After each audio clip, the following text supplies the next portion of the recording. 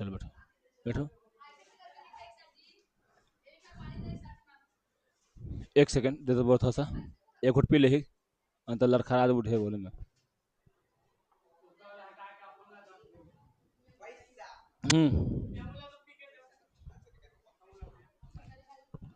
चलो बैठो, आगे मत आओ, हटो।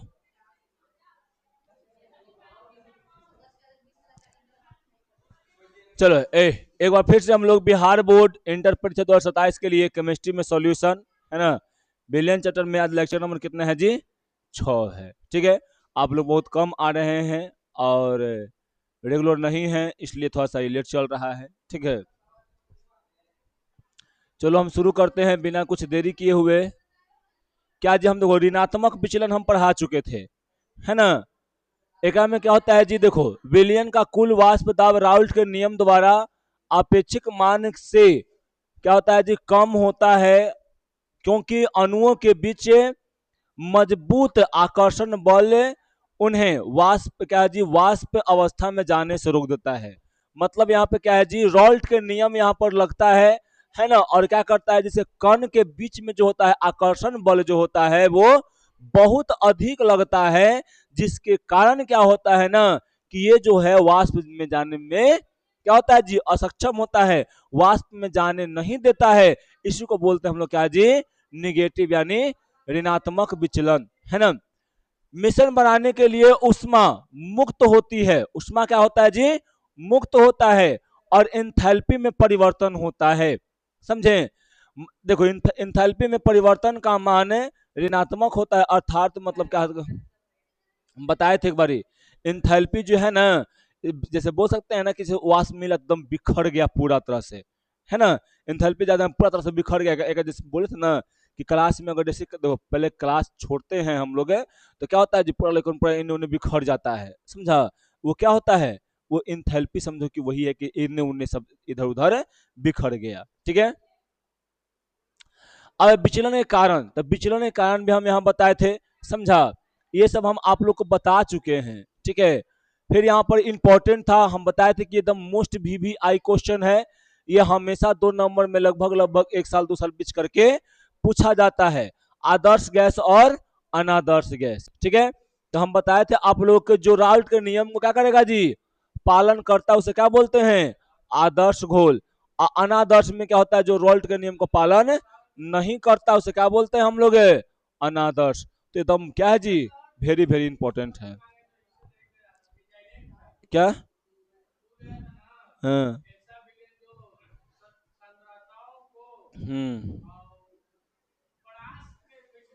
तो छोड़ ना, हम डायरेक्ट तुमको यहाँ दिखा रहे हैं, तो बात खत्म करो। जो रॉल्ट के नियम को फॉलो करेगा वो क्या क्या रहेगा जी, हाँ, पागल कहीं के। तो याद रखना यहाँ पर क्या है जी, जो रॉल्ट के नियम को क्या करता, पालन नहीं करता, उसे क्या हम लोग बोलते हैं जी, अनादर्श। आज हम लोग को पढ़ना था एजियोट्रॉफिक। ठीक है, एजियोट्रॉफिक। ठीक है, अब देखो यहाँ पे क्या है जी, एजियोट्रॉपिक मिश्रण। एजियोट्रॉपिक मिश्रण को मिश्रण दो या दो से अधिक द्रवों का ऐसा मिश्रण है जो एक निश्चित ताप पर स्थिर होकर उबलता है। समझा, मतलब कहने का मतलब क्या है कि एजियोट्रॉपिक में क्या है जी, कि एकरा में दो गो, मान लो कि इधर एगो ए बिलियन एगो ए है, और यहाँ पर क्या है जी, एगो बी है। समझा, क्या बोला, दो या दो से अधिक द्रव हो, यानी एकरा में एगो ए द्रव है, एगो क्या है जी यहाँ पर बी द्रव है। समझे, ये दोनों को आपस में क्या करते हैं, यहाँ पर डालते हैं, यहाँ पर मिलता है। समझा, और दोनों मिलकर क्या करता है, अब एक निश्चित, मान लो कि इसका अलग था इसका अलग था, मान लो इसका 83 था और इसका मान लो 100 था। समझा, लेकिन अब जो है एकरा में जब हम हीट करेंगे ना, तब एकदम निश्चित ताप रहेगा, ये नहीं कि 100 पर पानी अलग हो जाएगा, फिर यहाँ पर क्या हो जाएगा जी, 83 पे जो पदार्थ एक और डाले हैं, ए वाला पदार्थ डाले हैं, ये वाला अलग हो जाएगा, 100 पर क्या हो जाएगा जी, बी वाला पदार्थ अलग हो जाएगा, ऐसा नहीं होगा। वो सीधा निश्चित ताप, मान लो निश्चित ताप कितना हो जाएगा, कुछ भी मान लो, है ना, मान लो कि 120 है ना, 120 डिग्री सेल्सियस। तो ये दोनों मिल गया आपस में अब ना, तो दोनों 120 डिग्री पर ही उबलेगा, उससे पहले ये नहीं उबलेगा। समझा? ये होता है यहां पे क्या जी, एजियोट्रॉपिक। अरे मान लो कि तुम एगो लिया क्या, जल लिया, एगो में दारू ले लिया, एल्कोहल, है ना, और दोनों को मिला दिया। दोनों का क्या होता है जी, कथनांक अलग अलग होता है। समझा? लेकिन दोनों का अलग अलग है। मान लो कि एओ का कितना है जी, 100, आयो का मान लो कि यहाँ पे होता है 80 चाहे 83, जो भी मान लो, ठीक है, इतना है। एल्कोहल का इतना है और जल का इतना है। समझे? दोनों को जब मिला देते हैं, तब ये नहीं है कि 80 डिग्री जैसी पहुंचेगा तो इथेनॉल अलग होने लगेगा, या 100 डिग्री पहुंचेगा तो पानी अलग होने लगेगा, नहीं। एगो निश्चित ताप, मान लो कि एक निश्चित ताप कितना 120 है, तो 120 पर दोनों उबलेगा। दोनों कितना पर उबलेगा, 120 पर उबलेगा, उससे पहले नहीं उबलेगा, उससे पहले नहीं हटेगा। इसी को बोलते हैं क्या जी हम लोग, एजियोट्रॉपिक। समझा? ठीक है। अब यहां पर देखो, कुछ ऐसे द्रव होते हैं जिन्हें एक विशेष अनुपात में परस्पर मिश्रित कर देने पर विलयन की रचना द्रव एवं वाष्प दोनों में एक समान रहती है। ऐसा विलयन एक निश्चित ताप पर उबलता है। ऐसे में आंशिक स्राव विधि द्वारा दोनों अव्ययी द्रव को अलग अलग नहीं किया जा सकता है। ऐसे मिश्रण को हम लोग क्या बोलते हैं जी, एजियोट्रॉपिक। कुछ आपका अगर लिखने के लिए एजियोट्रॉपिक है, यहां से यहां लिखो, काम हो गया खत्म। समझे? ठीक है। अब यहां से लिख दीजिएगा, ज्यादा 2 नंबर में आता है, 2 नंबर में आप 2 नंबर आपको फिक्स हो जाएगा। ठीक है। मैं हाँ, कुछ ऐसे विलयन होते हैं, कुछ ऐसे द्रव होते हैं जिन्हें क्या हम लोग करते हैं जी, कोई अनुपात में हम लोग यहाँ मिलाते हैं।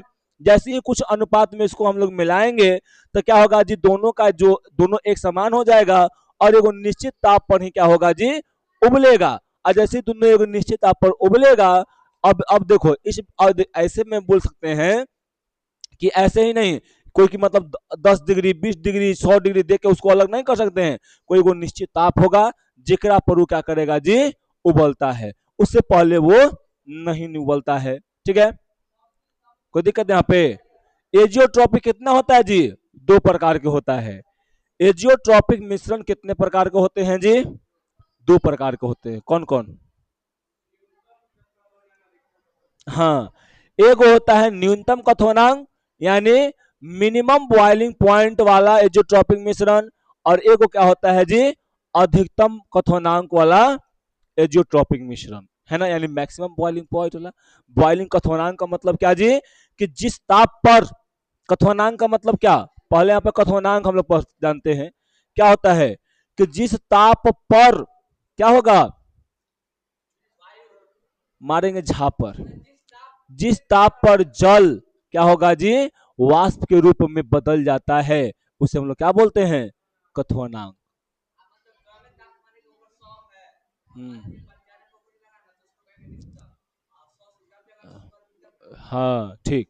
अब देखो, तो क्वथनांक हम लोग समझ गए कि क्वथनांक क्या होता है। ठीक है। कि जिस ताप, जिस प्रक्रिया में जिस ताप पर क्या होता है जी, द्रव जो होता है, द्रव वाष्प के रूप में यानी गैस के रूप में बदल जाता है, उसी को हम लोग क्या बोलते हैं जी, क्वथनांक।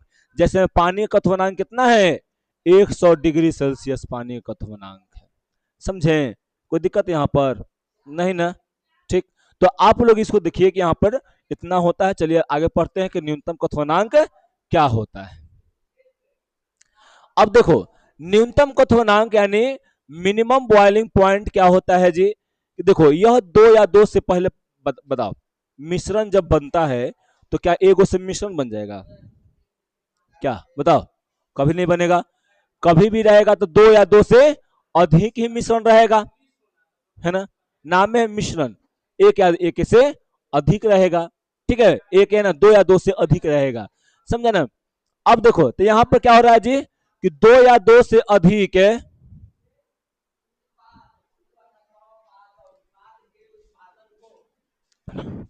देखो 2 या 2 से अधिक क्या होता है, तरल पदार्थ। तरल मतलब क्या जी, तरल का मतलब द्रव। ठीक है। द्रव पदार्थों का एक ऐसा मिश्रण जिसका कथनांक क्या होता है जी, उनके शुद्ध घटकों से उनका कथनांक क्या होता है जी, कम हो जाता है। जैसे में यहां पर हम लोग मान लेते हैं कि यहां पर देखो एगो मान लिए हैं ए द्रव, अभी वो जो पीछे माने उदाहरण उसी को मान लेते हैं, एगो मानते हैं बी द्रव, ठीक है, समझे ना। ए द्रव का मान लो कथनांक कितना है जी, ए द्रव का कथनांक कितना है, मान लो 100, इसका कितना है, मान लो 80, ठीक, समझे। चाहे इसको भी मान लो तुम 100 मान लो, समझे। दोनों आपस में यहां पर आकर मिल गए,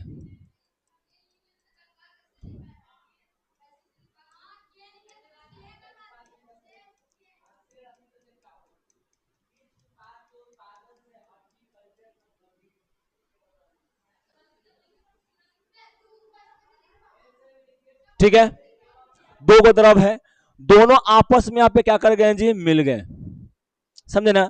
तो इसका देखो, इसका कथनांक होना चाहिए था कितना, दोनों आपस में मिल गया है तो कम से कम 100 रहना चाहिए था, तो सामान्य रहता इसके में, है ना।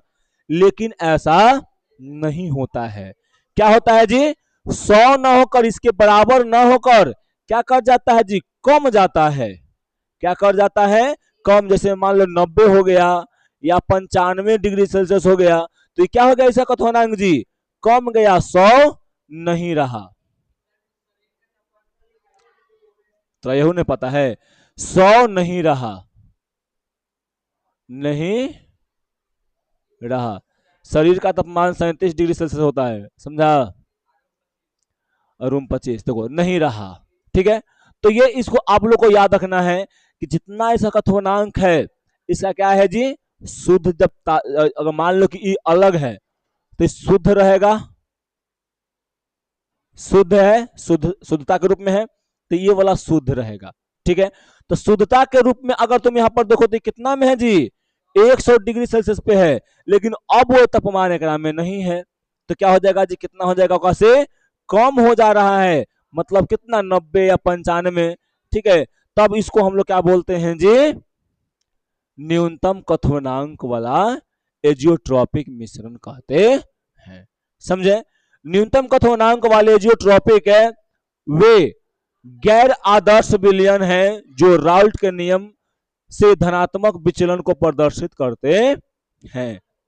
याद रखना, न्यूनतम क्या है जी, यहाँ पे कथनांक वाला ये जो ट्रॉपिक जो मिश्रण होता है वो गैर आदर्श होता है ना, और राउल्ट के नियम को क्या करता है, जो में धनात्मक विचलन को यहाँ पर शो करता है। ये सब आपको पीछे पढ़ा चुके हैं।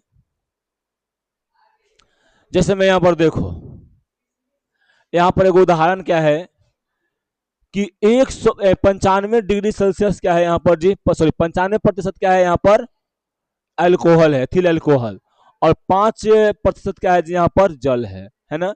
जब इसको हम लोग मिलाते हैं तो इसका क्या होता है जी, कथनांक कम जाता है। मान लो का कितना हो गया, जल का तो 100 है ना, इसका कुछ होगा, समझा, लेकिन मान लो इसका भी 100 मान लो, ठीक है, लेकिन इसका क्या हो जाता है, पूरा बिलियन का तुम अगर देखोगे तो यहाँ पर क्या हो जाता है जी, एक नेचुरल जो शुद्धता में रहता है उससे कम हो जाता है कथनांक, समझे, ठीक।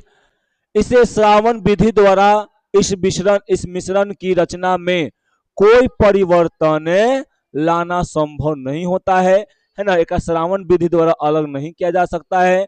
यह मिश्रण एजियोट्रॉपिक होता है, जिसमें द्रव और वाष्प दोनों में एथेनॉल और जल की रचना समान होती है, ठीक।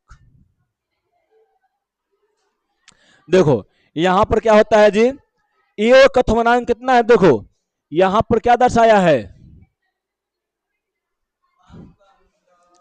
यहां पे एक कथनांक इथेनॉल का देखो तो कितना है यहां पर जी, इतना केल्विन है, समझा, कितना केल्विन है जी, इतना। और यहां पर जल कितना है जी, इतना केल्विन, समझे। लेकिन यहां पर देखो इसका होना चाहिए था क्या, अगर ज्यादा होता तो अधिकतम हो जाता, लेकिन यहाँ पे कम गया है, इसका कथनांक क्या हो गया है जी, कम गया है। जैसे ही कम गया यानी कितना हो गया, देखो तो यहाँ पर 191 केल्विन हो गया है, तब हम लोग इसको क्या बोलेंगे जी, न्यूनतम कथनांक। समझा। देखो इसका कितना जी, 300 373 केल्विन एक पूरा है, 373.15 होता है। हाँ ठीक ना, 1.5 ऐसे 1 पॉइंट पूरा क्या, अरे 273.15 होता है तो 0 डिग्री सेल्सियस, 100 डिग्री सेल्सियस बराबर उतना होता है। समझा। अब देखो यहाँ पे तो अल्कोहल का यहाँ पर तुम देखते हो एथेनॉल का, तो ये कितना है जी, ग्राफ से देख रहे हो तो कितना है बताओ, 351.5 केल्विन है। समझे। और यहां पर जल का कितना है जी, 373।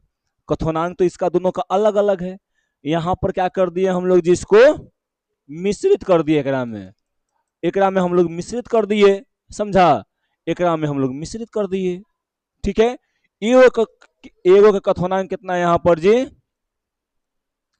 इतना केल्विन है, और एगो का कथनांक कितना है यहाँ पर जी, इतना है।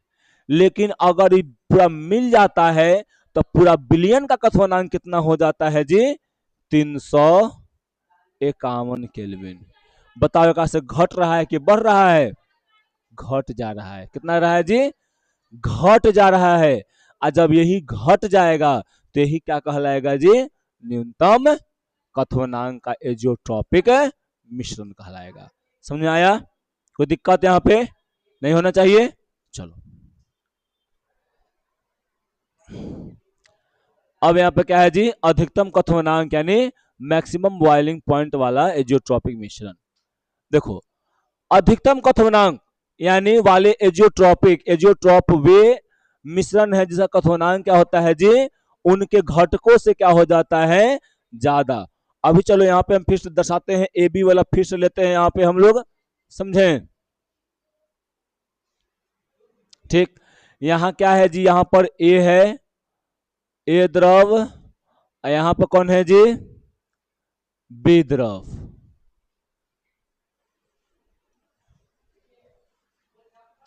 ठीक, दोनों को हम क्या कर रहे हैं, मिश्रित कर रहे हैं।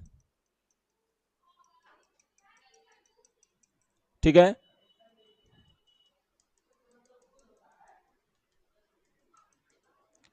दोनों को हम यहां पर मिश्रित कर दिए, मिश्रित कर दिए। समझ में आ रहा है, बताओ। अब दोनों को जैसे मिश्रित कर दिए हैं, क्या होगा यहां पर जी, अब देखो इसका मान लेते हैं, कितना ही मान लेते हैं, है ना, थोड़ी ना यहाँ पे कोई थी है। इसका मान लेते हैं 100 डिग्री सेल्सियस, और इसका मान लेते हैं 90 डिग्री सेल्सियस। समझे। ठीक है। अब इस बिलियन का, इस बिलियन यानी अब इस जो मिश्रण का कथनांक होगा वो क्या हो जाएगा जी, ज्यादा हो जाएगा, 100 से बढ़ जाएगा। अब ये जो मिश्रण है,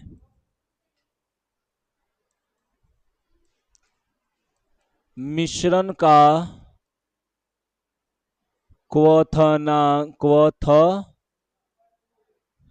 गलत लिखा गया, का मिश्रण का क्वथनांक,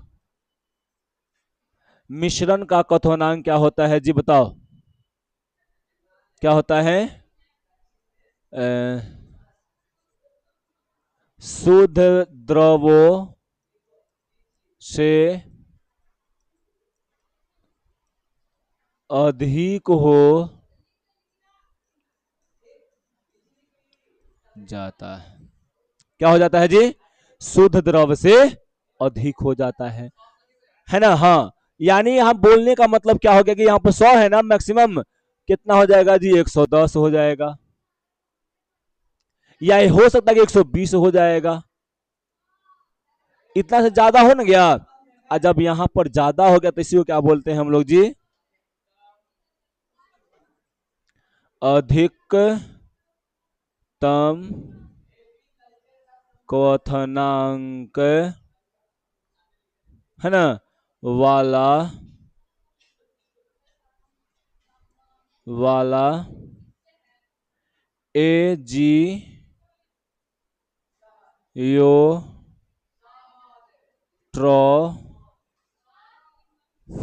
मिश्रण। ठीक है, आप इतना भली भांति जानते हैं। जैसे में अगर आप देखते हैं यहाँ पे तो 68% क्या डाल देते हैं जी, नाइट्रिक अम्ल। समझे ना, जिसका देखो 68% डालते हैं नाइट्रिक अम्ल, और कितना पे जो बच गया है उतना कितना होगा जी यहाँ पे, देखो यहाँ पे जब इसमें 68% नाइट्रिक अम्ल डालेंगे, बाकी जो बचा वो क्या रहेगा जी, जल रहेगा। तो इसका कितना हो जाता है, 120 पॉइंट कितना हो जाता है जी, 5 क्या, हाँ जो चीज रहे, ठीक है, तो इतना हो जाएगा। समझा, देखो नाइट्रिक अम्ल का जो था ना कथनांक को कितना था, 83 डिग्री सेल्सियस।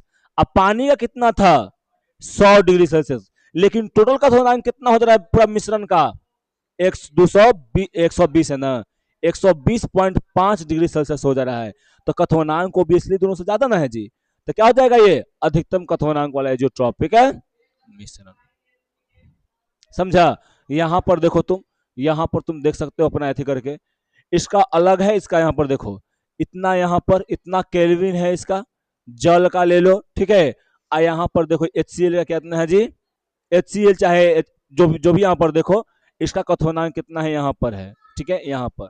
लेकिन ये टोटल कितना हो गया है जी, बढ़ गया 381 हो गया है। समझे, तो ये देखो यहाँ पर क्या हो रहा है, बढ़ रहा है।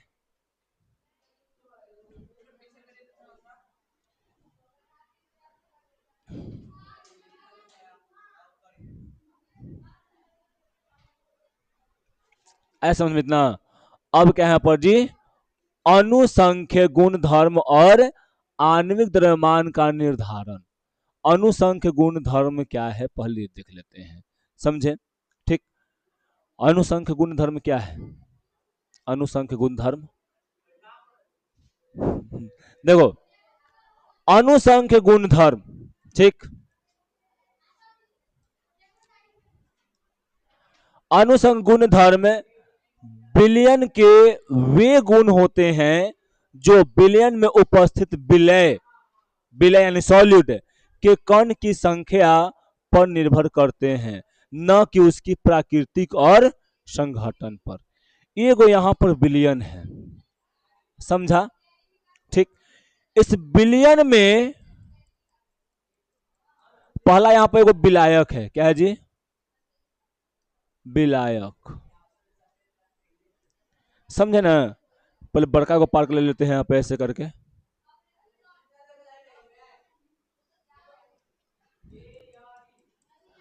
ये वो क्या है जी, यहाँ पर एगो विलायक है, ठीक है,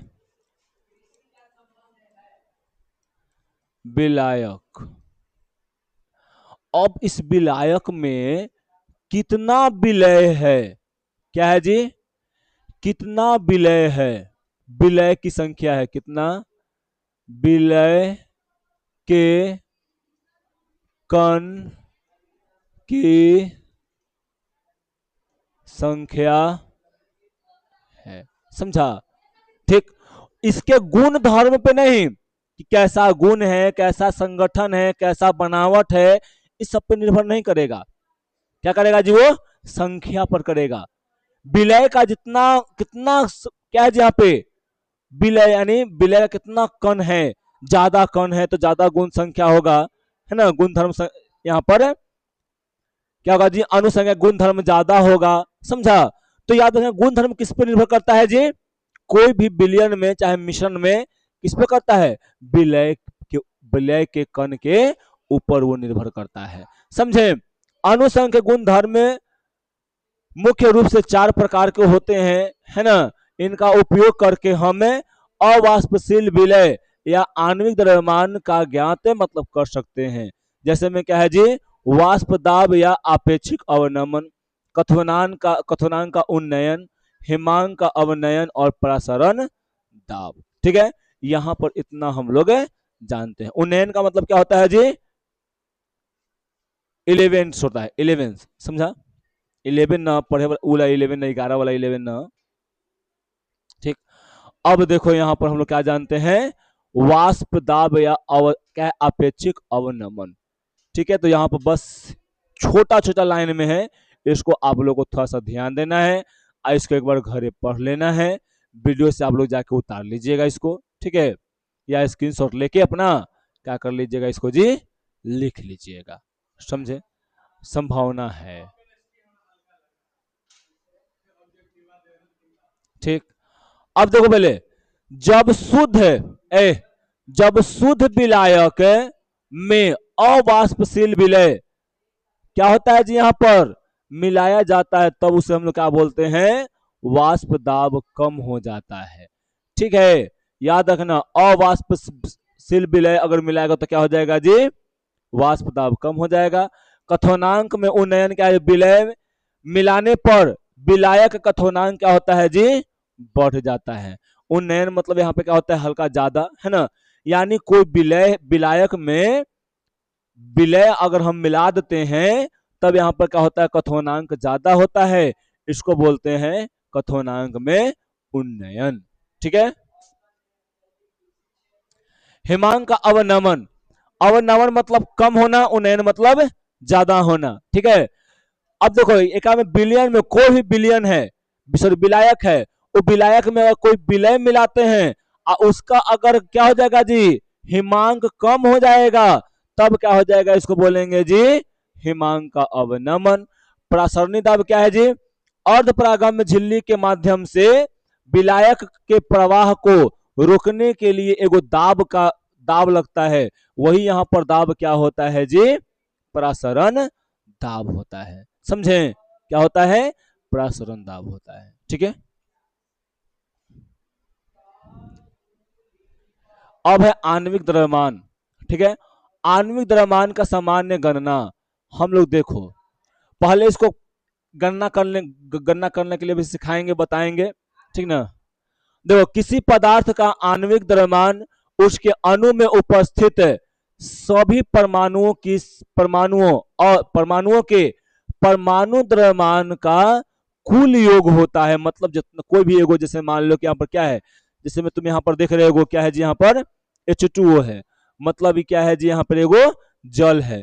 तो जल का आणविक द्रव्यमान कितना होगा, तो ई हाइड्रोजन में कितना भार है, ऑक्सीजन में कितना भार है, उस सबको हम लोग क्या कर देंगे, योग मतलब जोड़ना, इसको जोड़ देते हैं हम लोग, है ना? जोड़ देते हैं, वही हम लोग का क्या आ जाता है, यहाँ पे द्रव्यमान आ जाता है। समझा? 16 यहाँ होगा। ठीक, क्या हो जाएगा यहाँ पर जी, 16 हो जाएगा, 16 ना होता है इसका भार। ठीक है, इसको हम लोग और निकालने के लिए अलग जाने तो क्या क्या हो जाएगा, देखो जैसे में हम लोग यहाँ पर जानते हैं कैल्शियम कार्बोनेट, अगर इसका निकालने के लिए होता तो हम लोग जानते हैं कि कैल्शियम कितना होता है जी, 39 या 40 भी लेते हैं हम लोग कहीं कहीं पे, है ना? क्या लेते हैं जी, 20 दूना 40। देखो आर्गन का कितना होता है, 40। ठीक है, वही ना, पोटेशियम, हाँ इसका 40 होता है, 40, समझा? पोटेशियम, हाँ पोटेशियम को 39 होता है, पोटेशियम को 39 है, 40 होता है, वही देख रहे थे। अब उसके बाद देखो यहाँ पर कार्बन कितना हो जाएगा जी, 12, अब प्लस में यहाँ पर कितना हो जाएगा जी, 16, इंटू डायरेक्ट नहीं करना है, 16 इंटू इतना, तो 40 प्लस में कितना हो जाएगा, 12, 48, कितना स्टोर हो जाएगा जी, लगभग पूरा कितना तुम्हारा हो जाएगा, 100 हो जाएगा, है ना? यही क्या आ गया जी, इसका भार आ गया। समझे? ठीक है, तुम यहां पर इसका भी निकाल सकते हो, NaOH का आणविक द्रव्यमान बोल रहे हैं, हाँ एटॉमिक वेट। ठीक, तो इसका कितना होता है जी, 23 प्लस में इसे कितना हो जाएगा जी, 16, और प्लस में एकड़ कितना होता है, 1, तो कितना हो जाएगा, 17, और 3 0, है ना? 1 3 3 1 4, 40 हो जाएगा, यानी NaOH का भार कितना हो जाएगा जी, 40 हो जाएगा। समझे? ठीक, यानी 40 ग्राम यहां लिख देते हैं ग्राम। हाँ, ये छोड़ो, से बात खत्म करना, नहीं बात खत्म करो अभी। ठीक, अब उसके बाद अगर हम देखते हैं यहाँ पर क्या पढ़ ही नहीं रहा है, फर्स्ट आवे की बात कर रहा है। ठीक है, अब उसके बाद किसका ले बताओ? आए बोलो थी, बोलो सूत्र।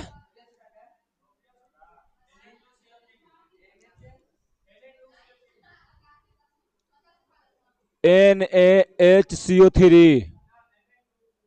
चलो इसका छोड़ दो, इसका एक और जहां अपन दिमाग से क्या करते हैं, एक और लेते हैं, कौन सा लेते हैं जी? एगो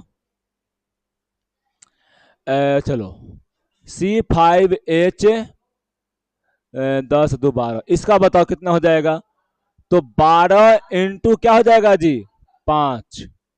अब प्लस में क्या हो जाएगा? 1 इंटू 12, समझे ना? 12 × 5 = 60, प्लस में 12 कितना हो जाएगा जी? 72। ऐसे करके हम लोग क्या कर लेते हैं जी, बहुत सारा का सबके हम लोग एटॉमिक वेट ज्ञात कर सकते हैं। समझे? कोई यहां पर दिक्कत नहीं ना? बोलो। चलो अभी इधर इधर देखो, अब है परासरण। क्या है जी यहाँ पर?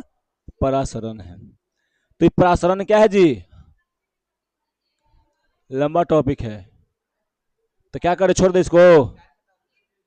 हो गया है 50, हो गया। परासरण लंबा टॉपिक है, समझा? हाँ, पहले ही खाली थोड़ा जान लो कि परासरण होता क्या है, उसके बाद छोड़ देते हैं, समझा? हाँ, कल बताने में एकदम आसान हो जाएगा। फिर देखो, आज तो थोड़ा सा नीचे में रखना, ऊपर उठाना मदद है। परासरण वह प्रक्रिया है जिसमें विलायक के अणु एक अर्ध पारगम्य झिल्ली के माध्यम से क्या होता है जी? कम सांद्रता, मतलब देखो यहां पर याद रखना, ठीक है? यहां पर सीधे है क्या है जी? कि कम सांद्रता से क्या होता है जी? ज्यादा सांद्रता के और गति होता है। पहले यहां पर बताओ कम सांद्रता और ज्यादा सांद्रता का मतलब। देखो, एगो यहां बिलियन है, समझा? इस बिलियन में क्या होगा जी? कण का मात्रा ज्यादा और पानी का मात्रा क्या हो जाएगा यहां पर? बहुत ज्यादा।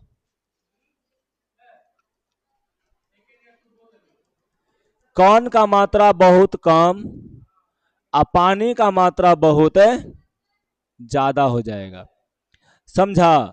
यानी यहां पे क्या हो जाएगा जी? पदार्थ का मात्रा कम और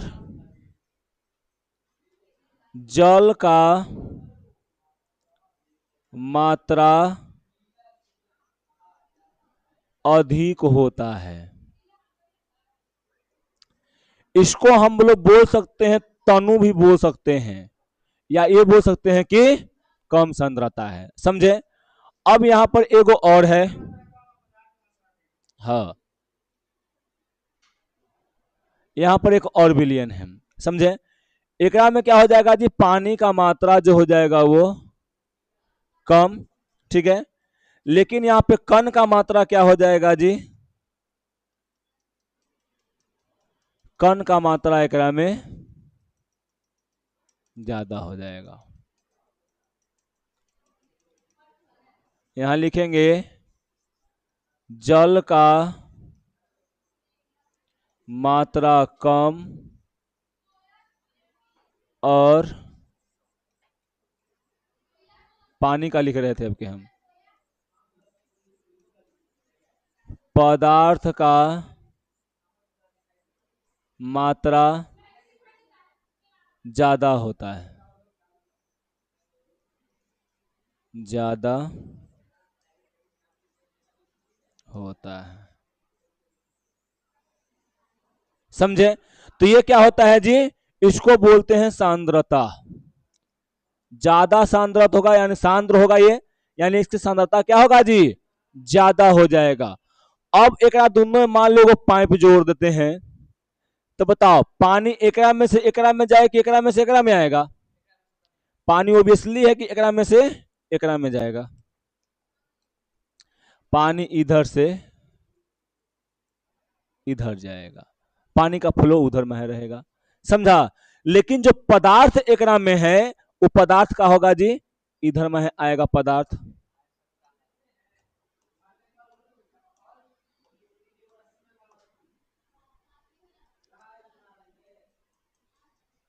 पदार्थ का इधर बहा हो जाएगा, समझा? तो यही क्या होता है जी, परासरण होता है, समझा? यही क्या होता है जी, परासरण होता है, समझे? बस, यानी यहां कम सांद्रता से ज्यादा सांद्रता में क्या होता है जी, प्रवाह होता है। इसी को हम लोग क्या बोलते हैं जी, परासरण कहते हैं। क्या बोलते हैं जी, परासरण। कोई दिक्कत यहां पर नहीं, ठीक है? तो यहां पर इसको आप लोग बढ़िया से याद रखिएगा, हम बढ़िया से वहां पे आप लोग को बता दिए हैं। अब बताओ यहां पर जब ये परासरण होगा तो झिल्ली कैसा होना चाहिए, तो झिल्ली होना चाहिए अर्ध पारगम्य, अर्ध पारगम्य झिल्ली होनी चाहिए। अगर अर्ध पारगम्य नहीं होगा तब क्या होगा जी, यहाँ पे फ्लो नहीं करेगा, समझे? कोई दिक्कत यहाँ पे नहीं।